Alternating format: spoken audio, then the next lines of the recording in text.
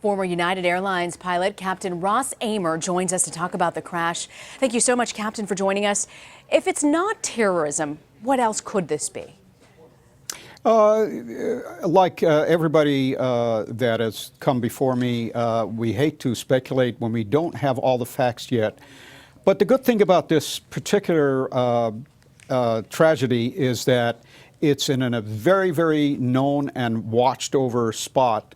The Mediterranean is perhaps one of the areas in the world where there's so many eyes on it. The satellites, you just mentioned the Sixth Fleet, Turkish, Greeks, the French, everybody is watching all over this. And we knew exactly where that last radar signature of the aircraft was, so it was probably easy for the search and rescue to find the pieces of the aircraft. I just heard you talk about the U.S. Sixth Fleet, which they have a huge presence, and I'm sorry, I forgot to turn off my phone. And the P-3 Orion, that aircraft that the U.S. Navy has offered to help, has very sophisticated anti-submarine detection devices, and they can hopefully find the black boxes real quick.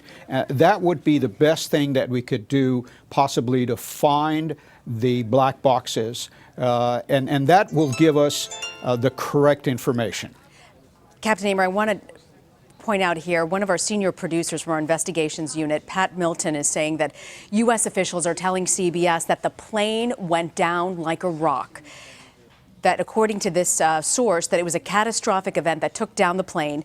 And they believe, investigators believe in part, that the tracking of the flight path shows that the high rate of speed that it descended indicates that it fell like a rock. What could you tell from that statement? Well, you know, I never flew Airbus. I'm a Boeing man. I flew all the Boeing aircraft.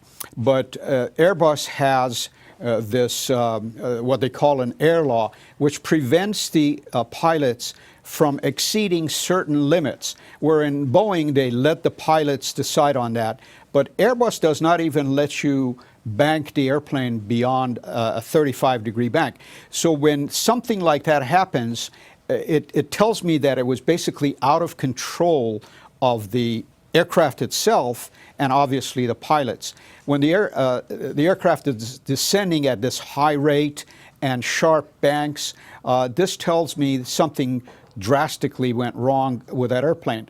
And mind you, at 37,000 feet, at cruising speed, that's very fast, by the way.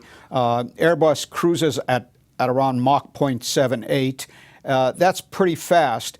And when something happens to the aircraft, the structure literally comes apart because of the pressure inside of the aircraft and aerodynamic forces on the, if you would imagine, you take out a piece of paper out of your car when you're driving at 80 or 90 miles an hour, you could see that piece of paper will almost tear apart because of that, only that 80 miles an hour aerodynamic forces. So imagine almost 100 times that force on an aircraft. So what happened to this airplane, the way it came down, tells me something catastrophic happened with it.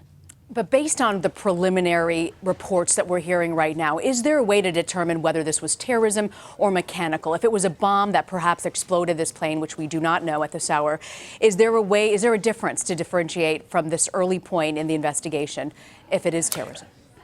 Absolutely. If we find pieces of the aircraft, the forensic scientists have the technology to detect signature of explosives. They can even find out what type of explosive. These days, the explosive manufacturers, they literally put a signature on their product where it tells you where this thing was made, what type of explosive. So the investigators should be able to, because we now have pieces of the wreckage and, hate to say it, bodies, they will be able to find it.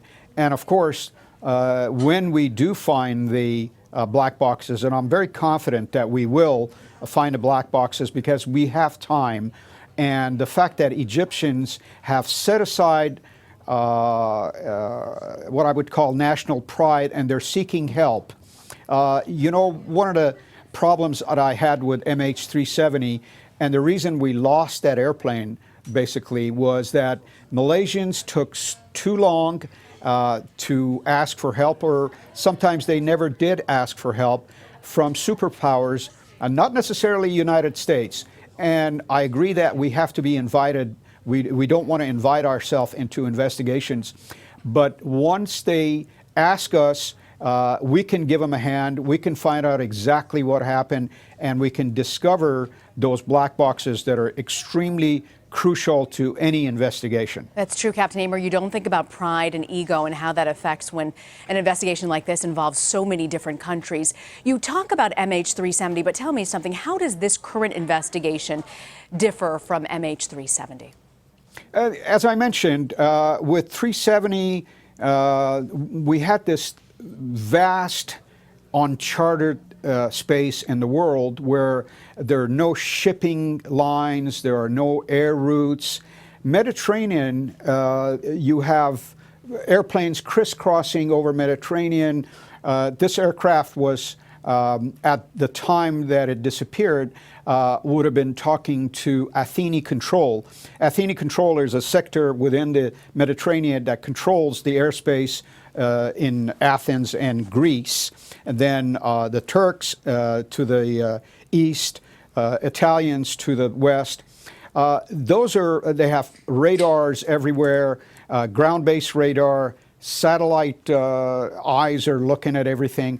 So this was totally different, and we had a positive last sighting of the radar image. All the investigators have to do, or the air traffic controller, these are all recorded on tapes, by the way, electronically. So they would go back, they find the exact position when that aircraft started to disappear, and within half a mile of that, you can send the search and rescue team to find the wreckage. And that's what was completely different from this one and the MH370.